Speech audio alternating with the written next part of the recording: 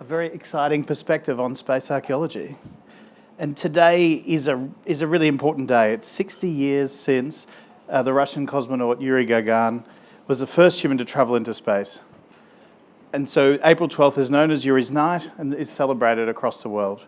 So it seems so timely to come here and think about what life in space is like today.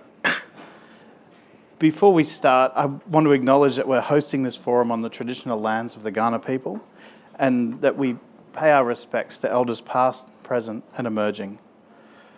We also acknowledge and convey our deep appreciation to the elders upon all the nations that Flinders operates. This evening's event is part of Flinders' Brave lecture series. Why Brave? Because through this series we showcase our researchers who challenge the status quo and bravely investigate, with the view to resolve some of the big societal challenges of our time. This series is also supported by Bank SA, and I'm absolutely delighted to announce that they've come on board as a presenting partner.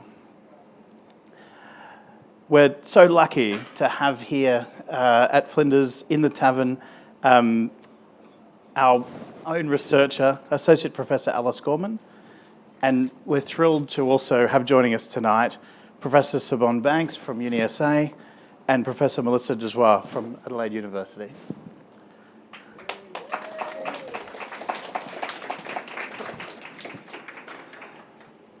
Before we hear from Alice, I'd just like to remind everybody that if you're unable to join us tonight for the duration of the live stream event, or as I'm sure everyone here will wish to do, you want to revisit some of the points that Alice makes, you can watch the recording later via the Flinders website. And I'd love for this to be an interactive event. So we have a live Q&A session. Please participate in the discussion and please pose some questions. I think one of the thrills of having such a distinguished panel of speakers is being able to ask them the hard questions, and I really encourage all of you that are here and online to do so. We do ask, however, of course, that everyone treats the forum as a place of respectful engagement, where people are treated with dignity and differing views are tolerated. So we're ready now to start receiving questions. So if you have any burning ones in advance of Alice's talk, please use the message platform on the platform, use the message function on the platform, or join us on Twitter using the hashtag #BraveResearch.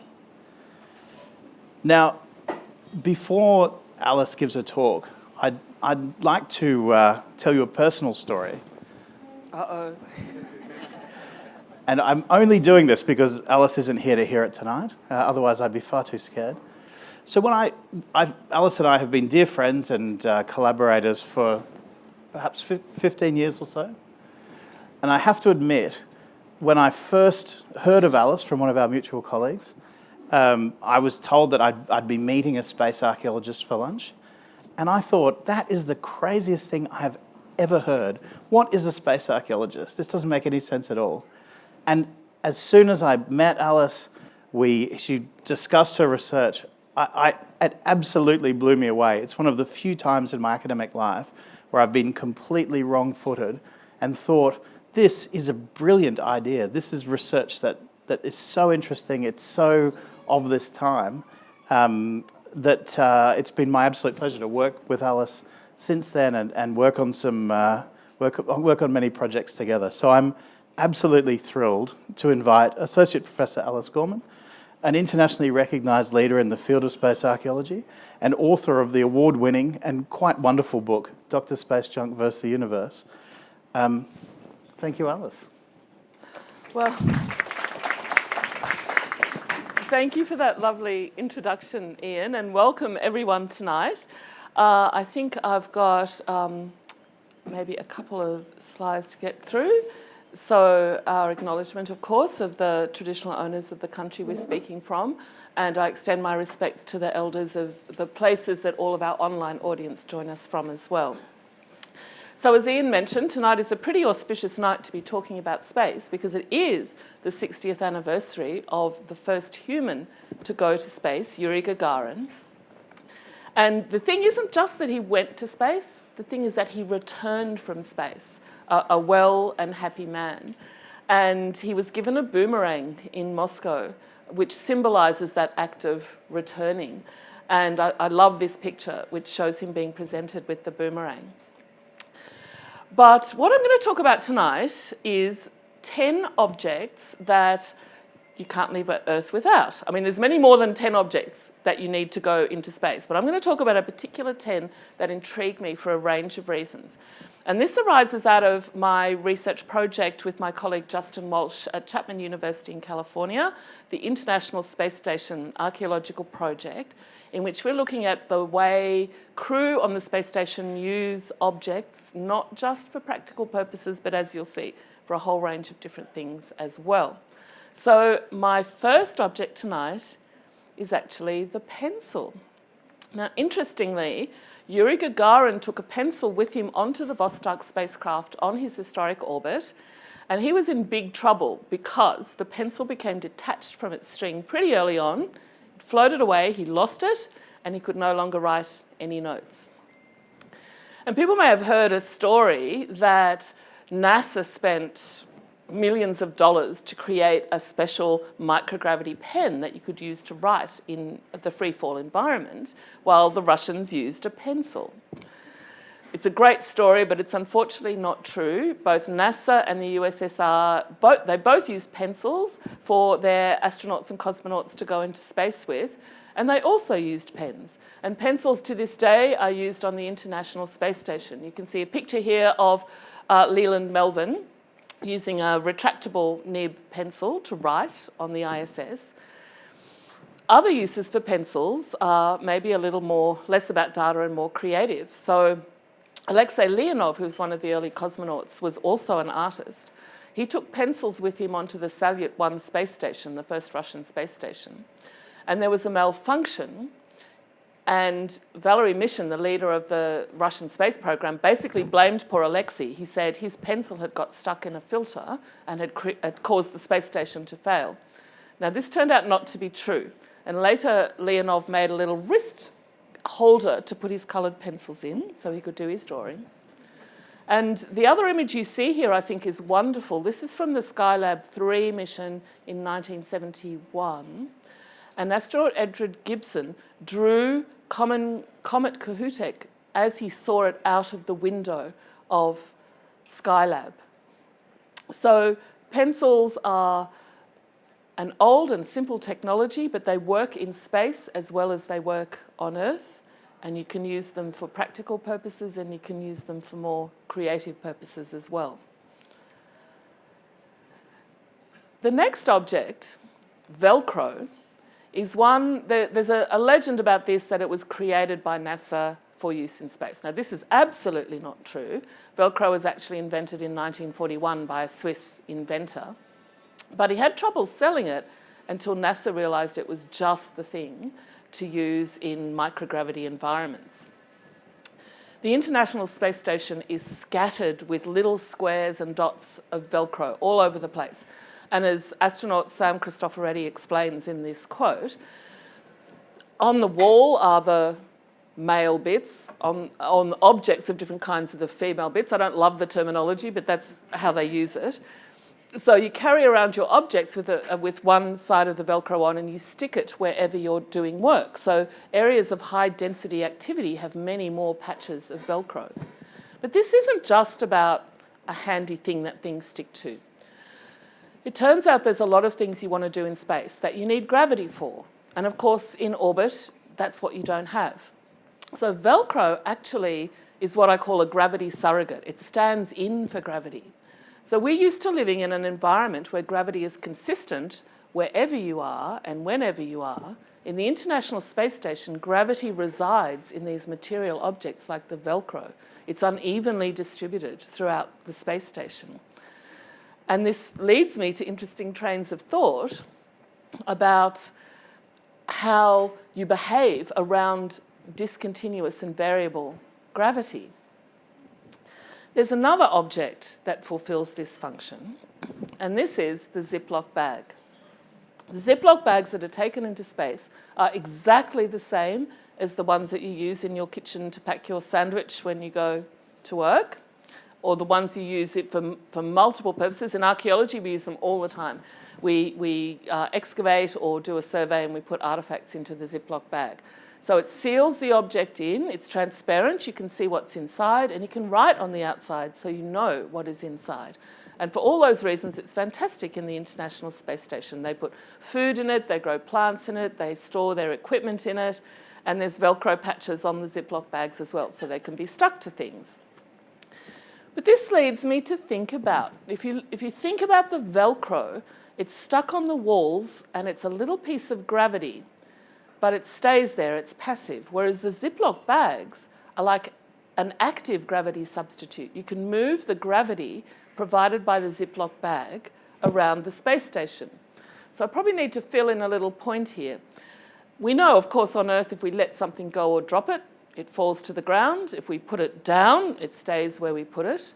This isn't what happens in space. You let something go, and it will just start drifting away. And our eyes aren't used to focusing on the middle distance. So if you take your eyes off it for a millisecond and turn back, it's gone. You've lost it. There are an estimated 3,000 lost objects on the International Space Station. So the Ziploc bag helps you keep the artifact in one place, remember where it is, and to see it. So it's like an active form of gravity surrogate as opposed to the Velcro and the footholds and the handholds, which are passive forms of gravity. So these very simple objects have a very different resonance when you're talking about the International Space Station. And of course, both of these objects are things that are mass-produced, people use every day, and they're discarded in huge quantities as well. And they have this in common with an object we call the wet wipe, a moist towelette, it's sometimes called. So on the International Space Station, there's no running water, you can't have a shower, you can't go to the sink and wash your dishes after dinner. They use wet wipes to clean the surfaces in the International Space Station, to wash their utensils. There's no plates as such, but to wash their utensils after dining, to clean their hands. You want to get the right ones though, because there are bleach-infused ones for cleaning the surfaces, and you don't want to use those on your hands after you've had dinner. And in the picture on the left here, you actually see an experiment where they're using wet wipes to gather microbes and bacteria from the surfaces inside the space station to actually work out what its microbiome is. So wet wipes are in common use for experiments, everyday life, just exactly the same brands that we buy here on Earth. And similarly, if you want to clean your teeth in space, you don't have to have a fancy $2 million toothbrush. You can use a toothbrush that you buy at the supermarket, and many astronauts do. But it's really interesting. It's almost as if the toothbrush is pre-adapted to space. When you have free liquid water, and you might have seen videos of this, it doesn't fall, it stays floating a little globule. You don't want to use much water in space. It's a precious commodity, but you have to use a bit. If you squeeze a bit of water onto a toothbrush head, the bristles will capture the water and hold it in place because of surface tension. And then you can clean your teeth using a minimal amount of water. So it's perfect. Nobody made a toothbrush thinking that it might be able to perform a function in space, and yet it is perfectly adapted to use in microgravity. Toothpaste is another matter. Astronauts can choose to spit the toothpaste out. They can use a special ingestible toothpaste, as NASA made in the picture you see here. But in fact, if you swallow the everyday toothpaste we buy in the supermarket, it's not going to kill you. It's not going to do you any harm. So lots of astronauts just swallow it. But the toothbrush, it turns out, has many uses. We do this on Earth as well. So in 2012, there was a malfunction in the power systems on the ISS, and they had to do an EVA, go outside the space station to fix it.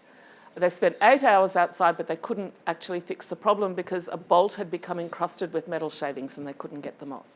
So astronaut Sunita Williams concocted this tool you see in this picture, a toothbrush attached to a metal handle, went outside, used it to clear away the metal shavings, and the problem was fixed.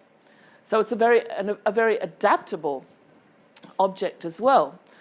The toothbrush is also one of the artefacts which have travelled the furthest from Earth. So the other picture I've shown you here is Michael Collins' own toothbrush. When he was on the Apollo 11 mission, he was in orbit around the moon. And so at one point, he was on the other side of the moon. He was the furthest a human has ever been, to this day, the furthest a human has ever been. And that toothbrush was with him, that very one. And he donated it to the US National Air and Space Museum in 1984. So that's a pretty extraordinary toothbrush. And while I remember, one of Buzz Aldrin's toothbrushes sold for $18,000 in a recent auction. So high social value as well. When you're in microgravity, you don't have to walk on anything. In fact, you stop using your feet because you can just float and swim through the spaces of the space station without ever putting your feet on the ground. And in fact, bodies tend to kind of curl up a little bit. So there's no need for shoes, and nobody wears shoes. But what they do is wear socks. And there's a few reasons for this. One is they want to keep their feet warm. One is that when you're not walking on the ground all the time, all of those accumulations of dead skin cells start to fall off. And apparently when you take your socks off in the early days of a stint in the International Space Station, and I'm sorry to gross you out, a whole cloud of dead skin cells comes out. So some astronauts change their socks next to a ventilator to suck up all of those little dead skin cells. But what happens is their feet become as soft as a baby's feet, a baby which has never walked. And this means basically if you can afford to go into space, you're going to get the best pedicure that you have ever had. What happens is those passive gravity instruments' footholds, which they use to anchor themselves when they're moving about the station, they actually start to develop calluses on the top of their feet because they're constantly rubbing against the footholds. So socks provide a little bit of protection against that. But just as on Earth, socks can be used to express personality or particular messages. So the pictures I'm showing you here, we have some lovely Christmas socks hanging on the ISS equivalent of a chimney. One picture shows astronaut Jessica Meir with her Hanukkah socks. So she's demonstrating an affiliation with a particular cultural community. The other picture is Victor Glover, just from last year, I think. And he actually had a portrait of his family printed on the sole of his socks. And you can see him showing this here. I find this extremely interesting because in many traditions on Earth, showing the sole of your feet to people is actually considered, it could be quite insulting or just be highly impolite. But when feet are not in contact with the ground, when you're in a completely different culture, these things take on a different meaning.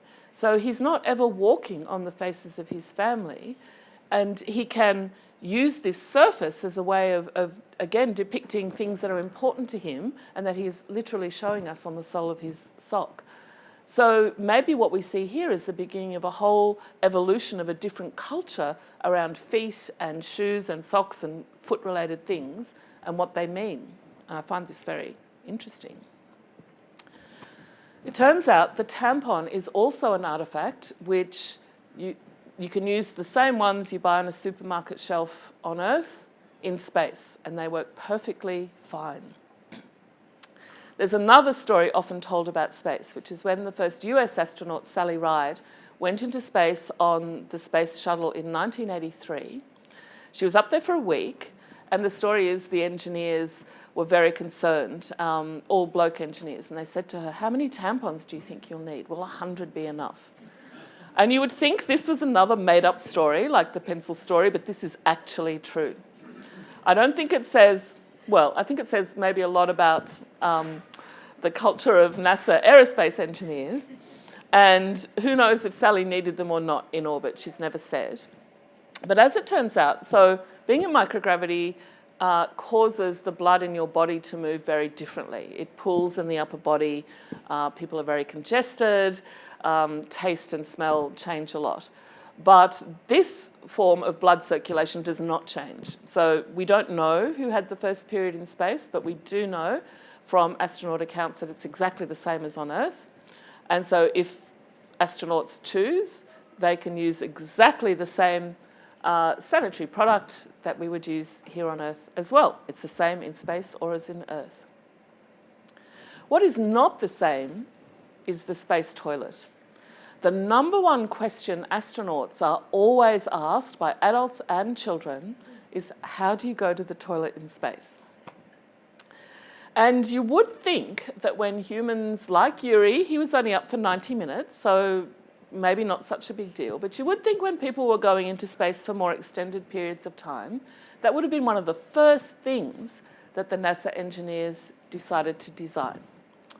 Well, you would be wrong. Space toilets are horrendous things. They work by suction. They're not very well adapted for women's bodies. They're horribly expensive, and nobody likes using them. One of the pictures I've shown you there, you see that bloke in the sort of striped pants. That's what the Apollo astronauts had to use. So aiming is critical,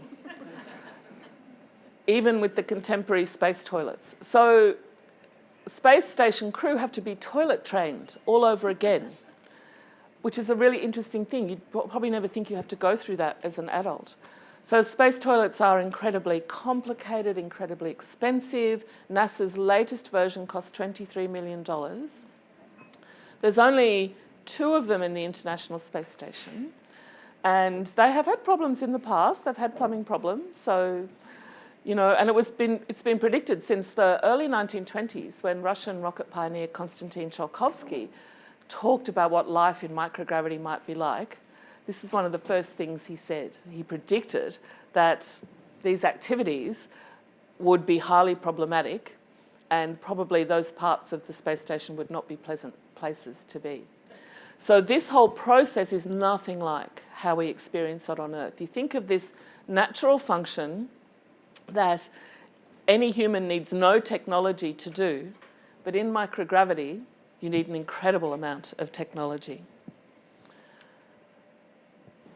This is another very ordinary object. We're sitting in a room right now full of large, beautiful windows that look out to a view across the Adelaide Ocean.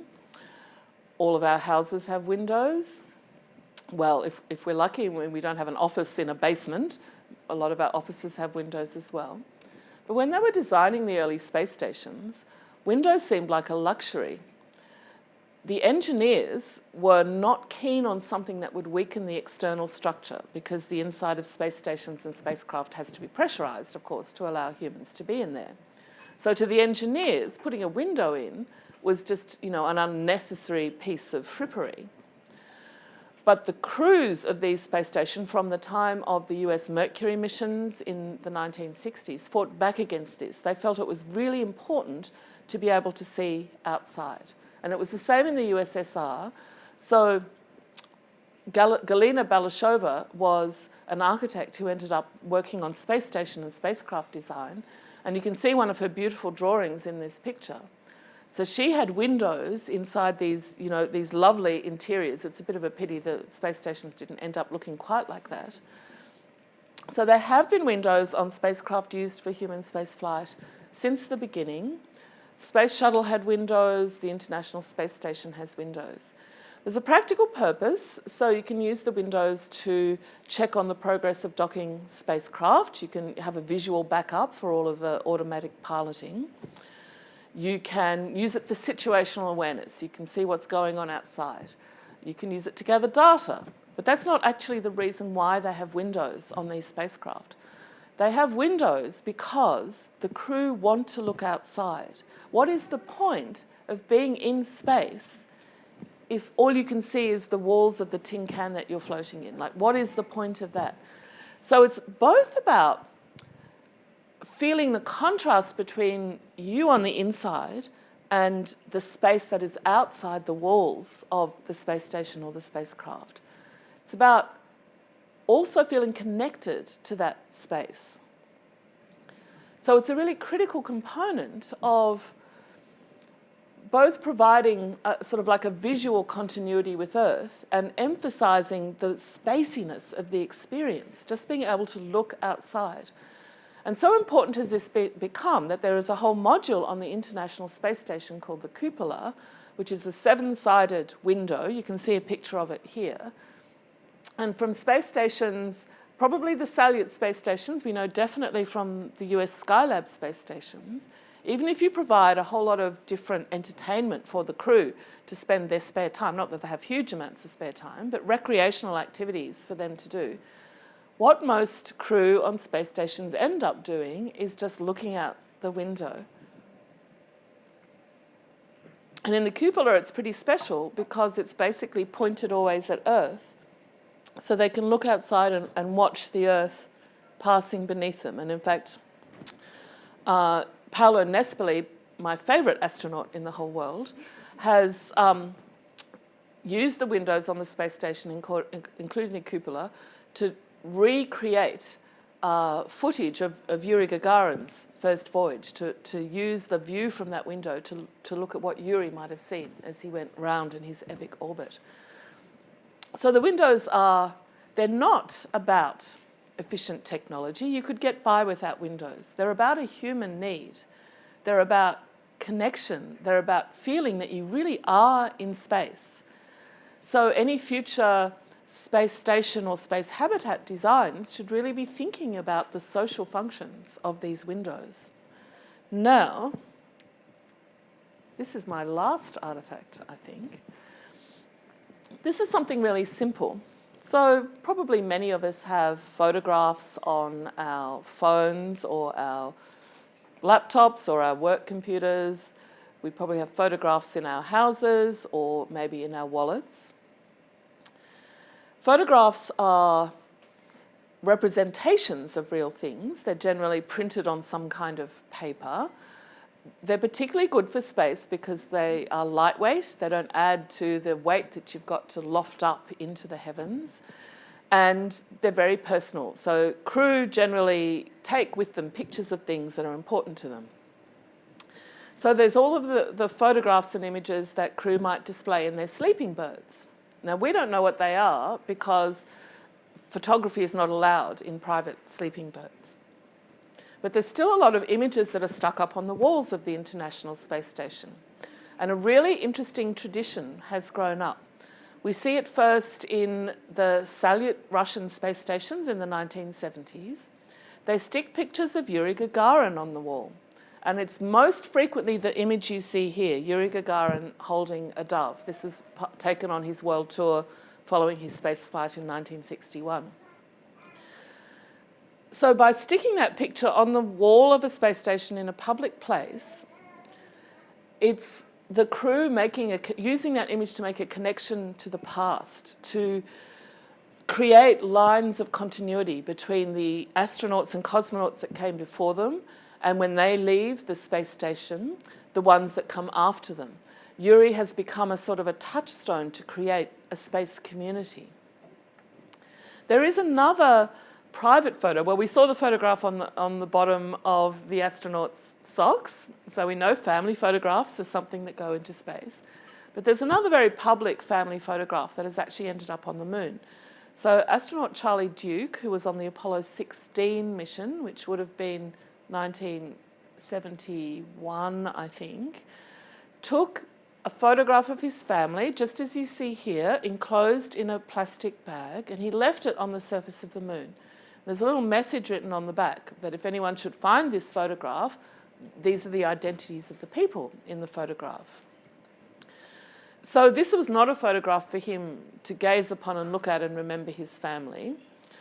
This was a photograph to kind of memorialise his family and his close connection to them in some way. Leaving it on the moon was a symbolic act that was highly important to him. Sadly, it probably has not survived very well.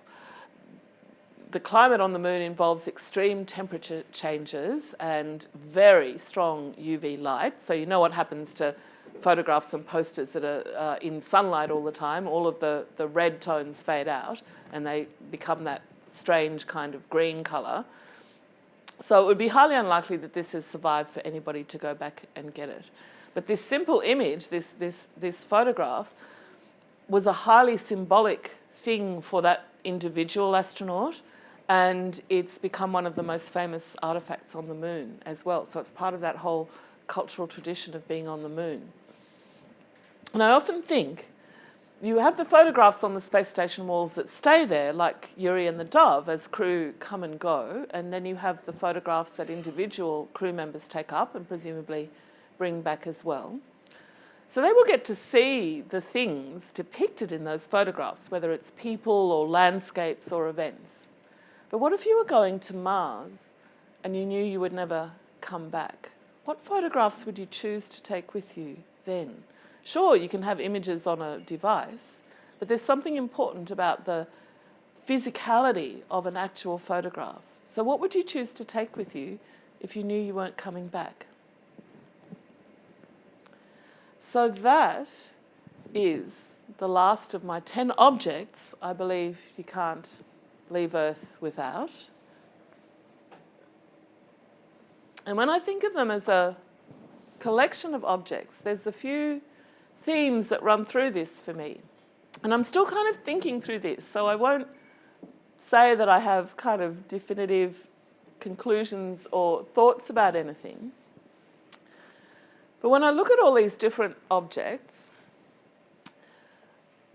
the ones like Ziploc bags and tampons and toothbrushes and photographs that are identical whether they're on Earth or in orbit, that's quite an extraordinary thing. This is an object adapted to different kinds of gravity. They operate identically, or even better in the case of the toothbrush, whether they're in full Earth gravity or they're in microgravity or on the moon or in the future Mars. So that's something really interesting. There's not everything that can cross those boundaries. Not every object is going to work equally well in Earth or in space. And the space toilet is certainly one of those. So a very simple human bodily function becomes something expensive, complex, and if I were an astronaut, I would find that whole process to be quite anxiety-inducing. And just to give you a insight into what that's like, on Earth we rely on the presence of gravity for a full bladder to send signals to the brain, saying we need to go and do something about that. That's not what happens in space. Because liquid floats, there's no pressure, and the bladder fills from the inside, and you only become aware that you need to do something about this right at the last minute. So you have to plan ahead. You have to be thinking about this all the time. I'm not saying we don't think about this on Earth, but we have to think about this a lot less because it's usually not such a big deal. So space toilets do not cross those boundaries. They make something we take for granted something very difficult and expensive. The other thing that strikes me about some of these is while a lot of these objects are highly functional, they're also very symbolic and social. So if we look at Velcro and Ziploc bags, not just as material objects that can do a particular job, if you look at them as representing gravity in its absence, then there's something that structure behaviour on the International Space Station or other orbiting habitats. There's something that you have to think about. Where is the next point of gravity that I can do something with? So that alters how you move through space, the time that you do things. It becomes something that structures how you interact with objects. So it's no longer just about fastening things as it is for us on Earth. And if you think about it as well, normally if we're using Velcro, the two halves, you'll have both of them, like in a strap or some kind of closure for something, you'll have both sides of the Velcro. In space, you don't do that. They're separated, and you attach them at particular points in time wherever you happen to be. So that's a completely different sort of process, really. So I think about these objects, and I think they demonstrate continuities between how we live in full Earth gravity and how we live in microgravity. But they also show the discontinuities. They show how something like socks can take on different symbolic functions and different practical functions in an environment where you don't wear shoes. We have to take everything we do as part of our daily routines on Earth and dissect them and think about how we would do them in this different kind of gravity.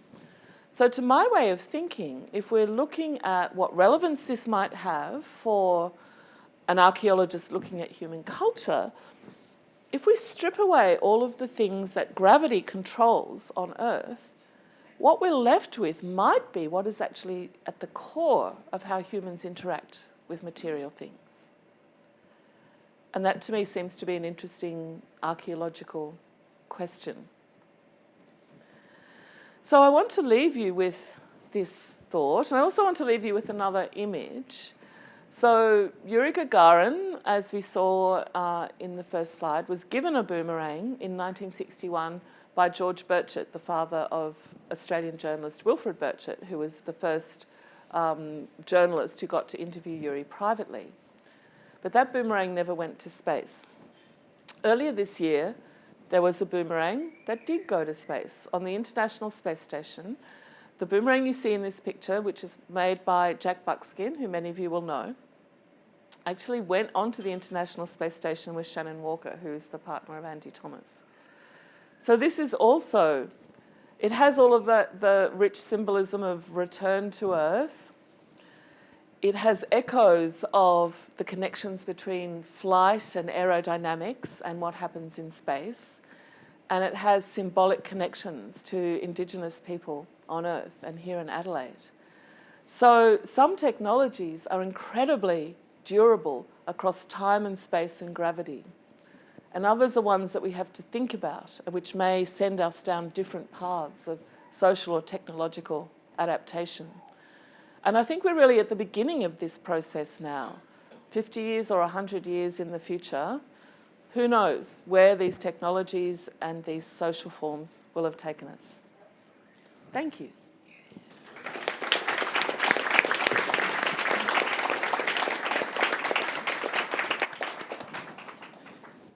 Thank you, Alice. Such an interesting talk. There's a few things that really struck me. And the first is that image of the family photograph sitting on the moon. Just there's something so poignant about seeing it, seeing the superposition of that photo on that surface. And the other thing, which really struck me very strongly, is how much would it cost to call a plumber out to the International Space Station, clear a blocked toilet? We've had some wonderful questions coming in from the audience remotely, and I'd really like to encourage all of you to put some more forward.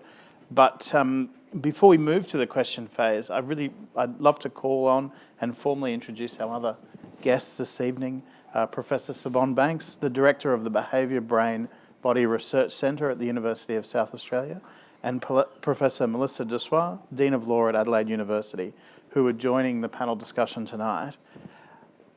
I thought it might be interesting to segue from Alice's wonderful talk, if I can ask Siobhan and Melissa the same question that Alice has spoken about. So Siobhan, perhaps we can start with you. Alice has put 10 objects forward. I'll be very kind, given you're being put on the spot. One object for space. What would you pick? Well, it's really interesting, especially when you think of all those very practical things that Alice was just talking about. My mind instantly goes to something that would help my psychosocial health. My research is in that area, so I can't help but kind of think that way. And so I think it's perhaps the natural evolution of a photograph, which is VR. Mm-hmm. I think I would take a VR headset. I'm thinking perhaps more of long duration space flight where connection to Earth and family and past is really important. So I think I'd take a VR headset with some simulations of perhaps the beach, some great photographs of family, perhaps some other images that really made me feel that connection back to Earth, I think. I think that's where I'd go.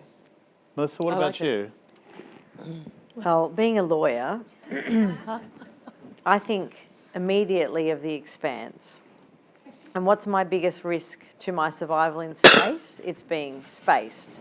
So the thing I'm going to take with me is my breathing apparatus. Because I've learned, if there's one thing I've learned from watching a lot of science fiction, is I need some breathing apparatus. So I understand all the psychosocial need, but I'm just about survival at this point in time. So I'm going to have my own immediate breathing apparatus. You're all making me feel very shallow for wanting to take a great bottle of Barossa Shiraz with me. Siobhan, you've researched how humans interface with technology, which is so appropriate to what Alice has spoken about tonight. The crew on the ISS are basically living in a big machine. How do you think that affects their quality of life? Yeah, well, we know it affects their quality of life in quite a number of ways. And you've talked a little bit, Alice, about some of the things that really, on a very practical basis, like the toilets, impact their everyday. So we know that there's quite a number of stresses living in this tin can that's, hurtling through space. We know that they experience, for example, a sunrise every 90 minutes. We know that the stress of living in this very isolated, confined environment are quite intense. The astronauts themselves don't report a lot of stress or psychosocial issues, but they're astronauts, right? So they've gone into this environment deliberately. They've chosen this particular path. They're people that often come from very intense workplaces. And so they're expecting to be in a very unique environment. But if we're thinking about much longer duration spaceflight, we know that some of the things that they experience on a daily basis, for example, the toilets, have a huge impact on their ability to undertake their daily performance and the things that they need to do. We know that their sleep is greatly affected on station. They often can only achieve 5 or 6 hours sleep, and sometimes that's with the aid of sleep medications. We know that the stress of being in the environment physiologically has a lot of impact on their health when they get back to Earth. And it does take quite a long time for them to achieve back, for example, the muscle mass that they've lost when they're on station. Even relatively short visits has quite dramatic impacts on their muscle mass. And for some of the Russians who have been in space for very long periods of time, even over multiple missions, the muscles around their spine, for example, have deteriorated quite a lot, and they can't get back that full 100% function that they had when they left. So there are a number of kind of interesting impacts for that going to space and return. It's interesting when you think about long duration space flight and what that's going to mean for a mission to Mars. There's obviously the scenario where people go to Mars but they're not necessarily intending to come back. And then there's the current kind of vision of a mission that might be 3 or so years. They go to the Mars surface, they're there for a month or so, and then come back again. And the ability to maintain health, psychosocial and physiological health on that long trip there and back, but also being able to be fit so that you can undertake the scientific discovery that is needed on the surface is actually quite a huge undertaking, and one that a lot of different people are involved in research and trying to understand the teams that we need to take, the dynamics of the team, the medications that need to be taken, the number of tampons, obviously a very important question, but all the kinds of daily kind of scenarios, the nutrition, the toilets, how we can do all of those. And I think some of those are really important things that we can deal with from a design perspective early on. So the lessons that we can learn around interactions with technology here on Earth are very applicable for what we can take with us into space, and about understanding and considering the human from the beginning as we're doing those design exercises and thinking about how people are going to live in space, I think are really, really important. The toilet is a classic example of maybe not really considering the human very well when designing the way that that's functioned. Whereas the windows are a very important piece, where that was some astronauts, I think, during the Gemini missions, who were saying that they really needed, the capsules were developed without any windows, and they said that they really had to have a window for no other purpose but needing just to see outside, and that was a really important thing to have. So I think for well-being in space, there's a lot of things that we need to consider, but a lot of lessons that we can get from here on Earth, and to be able to make that trip kind of into the unknown, one that is healthy and sustainable, and one that people are going to ultimately enjoy and not face too many risks from just maybe being overtly irritated with each other for a number of years. So yeah, I think from a well-being perspective, there's a lot of things to consider. It's absolutely fascinating. Melissa, you've explored what would be needed to establish a settlement on Mars, which is a perfect segue from what Siobhan's just been talking about. What do you think we could learn from the ISS that would help humans adapt to that new environment? So we know that the next big push into space is going to be the moon and then on to Mars. And one of the big changes that we have in current day space is a lot of that's going to be done by commercial providers. So, we used to think it was all going to be done by nation states, so everything was going to be NASA. But even in the last 12 months, we've had SpaceX going to the ISS. And even that brings with it new arrangements, because if you have commercial providers, you inevitably have contracts about how things are dealt with. So if you look at someone like Chris Hadfield, so, he likes to bring a little bit of quirky to the ISS. He likes to bring a little bit of singing and guitar work to the ISS. So a few years ago, many of you would be familiar with him doing a cover of David Bowie's song, Space Oddity. And of course, he performed a bit here and he performed a bit there, and quite a bit of it was in the cupola, and because that gave the great space vision. What he wasn't thinking about, or actually, in fact, he was copyright laws. So the International Space Station was a great place, like a remarkably fabulous place to explore this issue of having a multi-jurisdictional place to operate. So every space in which he performed that song, he had to organise a licence for copyright in that particular jurisdiction.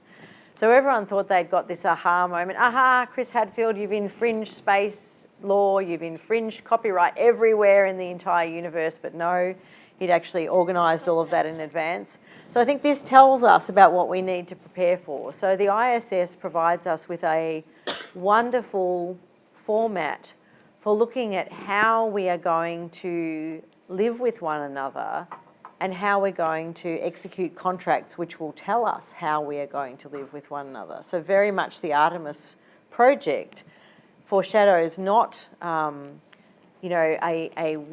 single government working out how things are going to be done, but really how commercial providers and a very multi-jurisdictional approach to going into space is going to be.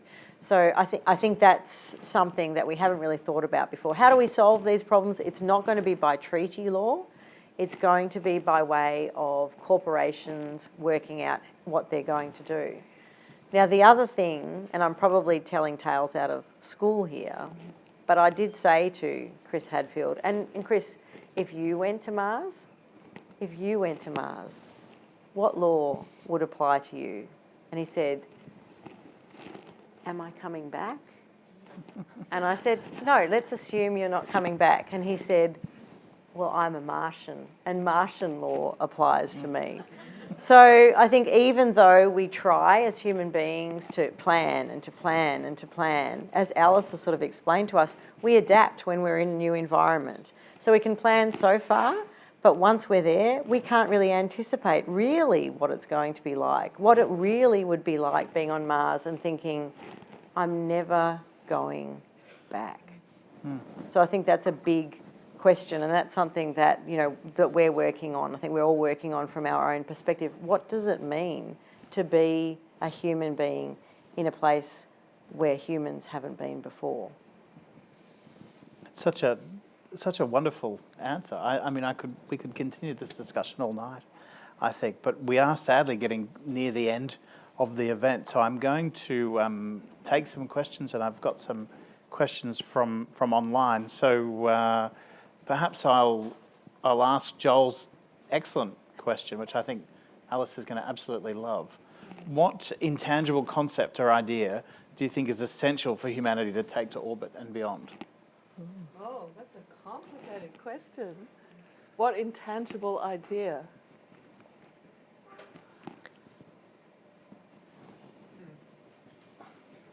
That is a great question. I guess something that we need to take into orbit, well, it's what we need to not take into orbit, which is old-fashioned ideas about perhaps national prestige, about allegiance to particular political ideas. There's always been a very sort of utopian vision of how we might go to space and how we might leave behind all of the ills of Earth. And we're kind of going down a path. It's a great idea. We're kind of going down a path though, where we're not actually doing that. We're just taking all of those things with us. So I suppose the most important intangible thing to take into Earth orbit and beyond is a fresh mind, a fresh start.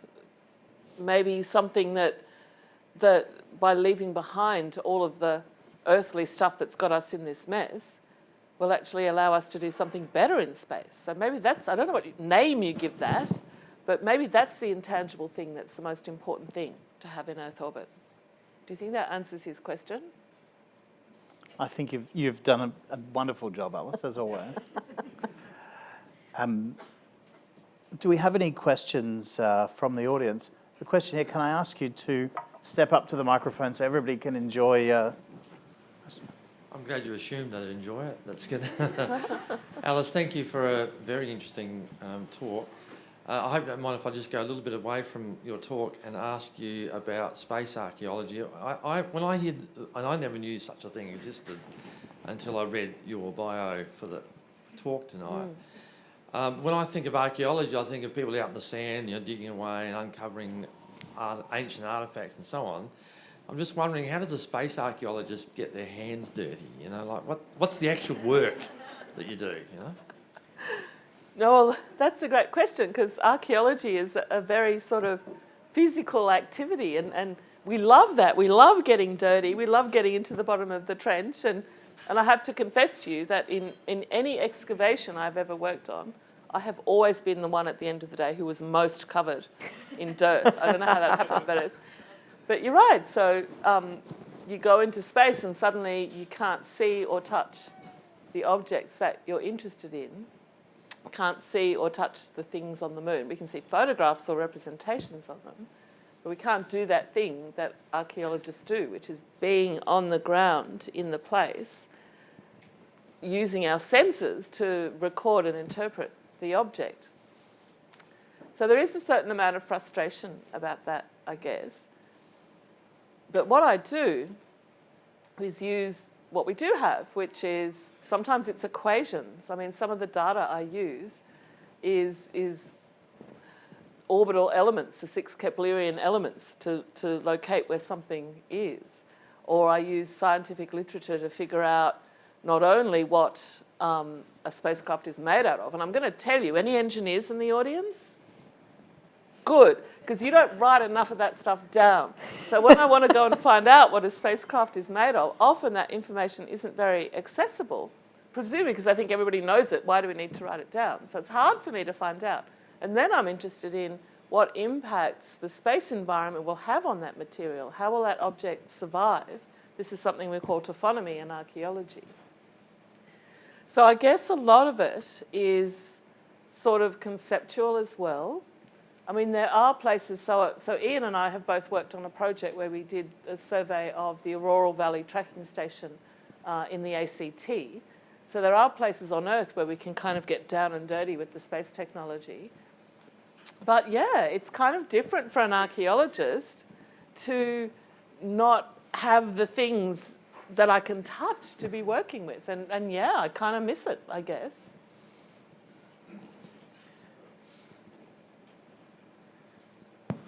Here it is. Sorry. So I've actually got two questions. One occurred to me when Alice was speaking, and the other when the other panelist was speaking. In the my first curiosity was about, in terms of physiology, where you locate our sense of gravity, our ability to, because I have a kind of artistic engagement with it as a movement practice. As an artistic research topic. And so I have notions of where, but I'm not a scientist, so I have notions of where there are some suggestions that at an individual cellular level we have an ability to sense proprioceptively. I'm just wondering where you, when you're talking about gravity, are thinking about our ability to relate to gravity. That's a very interesting question. And of course, it's hard for us to envisage because we are generally in the same gravity all the time. But I say generally because we escape gravity whenever we can.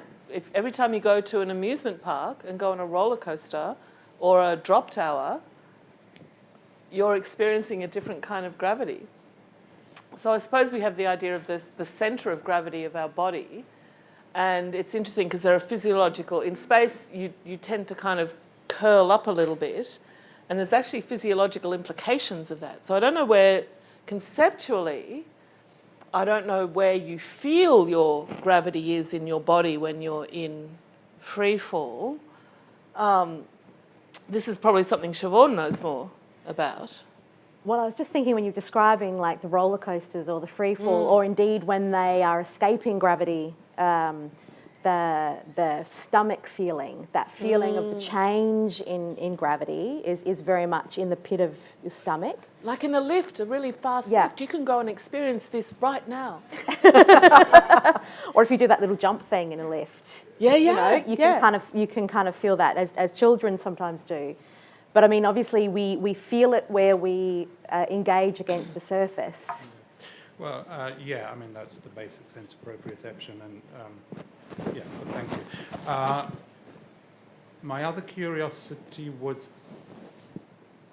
aroused. I heard a lot of use of the word need around projects to travel further into space, outer space. And I would question that. What do you mean by need? Well, exactly. I mean, I heard, you know, we need to do this because when we get to Mars, we need to do this. So I mean, think the point it's quite here clearly isn't that we to- need to go to Mars, Yeah, because we could easily argue that we don't. And I Yeah. suspect that among us, we would probably mostly thinking but I it's think it is out there.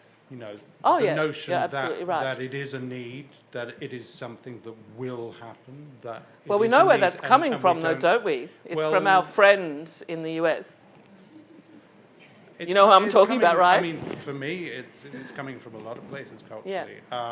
And you mentioned, you know, the commercial engagement in those projects. I mean, it just seems to me it's quite clearly it's a colonialist Oh, you're absolutely right about that. essentially, You are and completely it has the right same about that. socioeconomic drivers as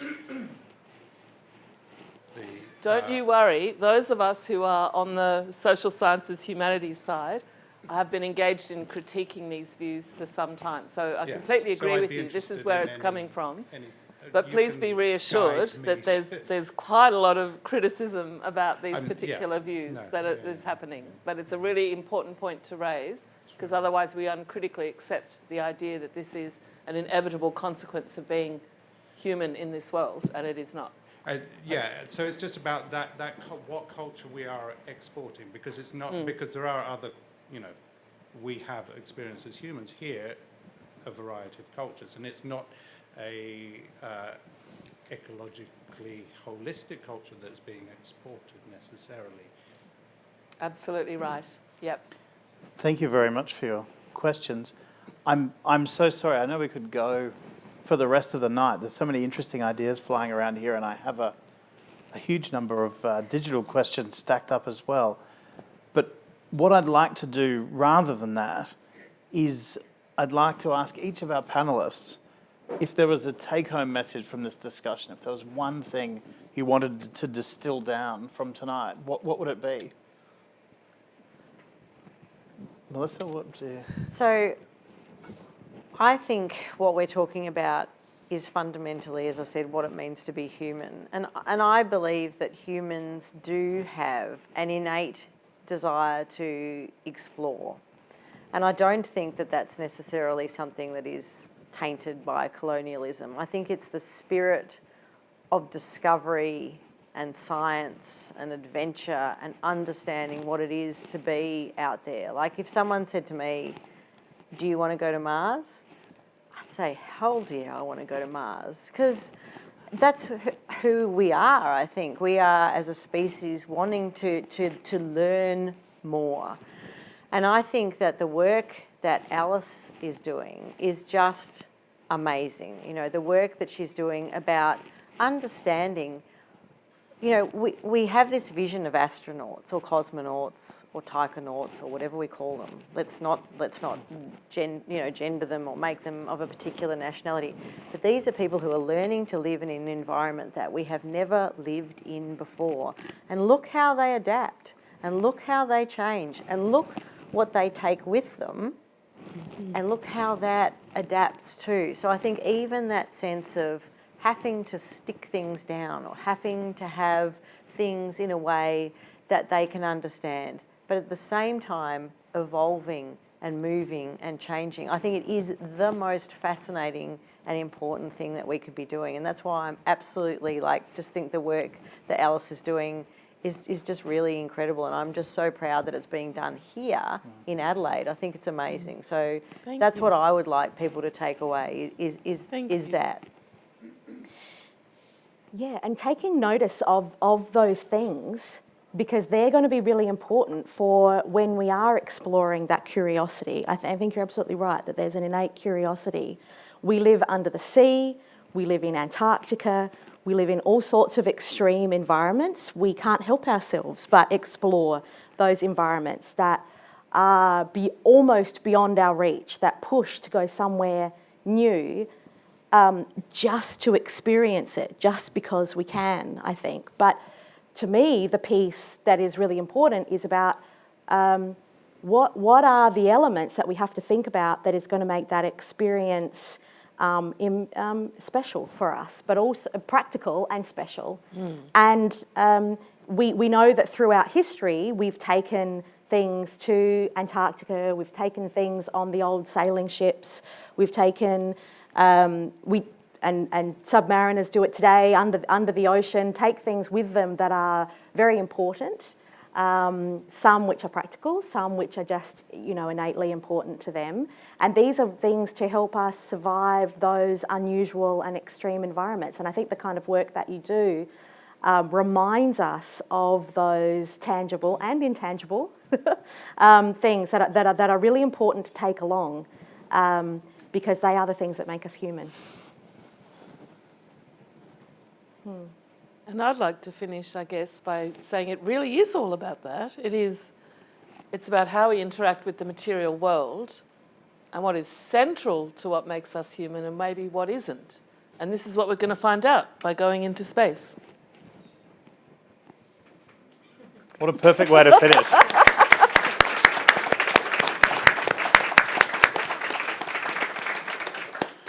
I don't think I can top that at all. But let me say thank you to all of our wonderful panelists. It's been such an interesting discussion. Thank you to our wonderful audience as well for great questions. I'm sorry we couldn't get to them all. And I, of course, want to acknowledge the support that Bank SA have given to the Brave lecture series.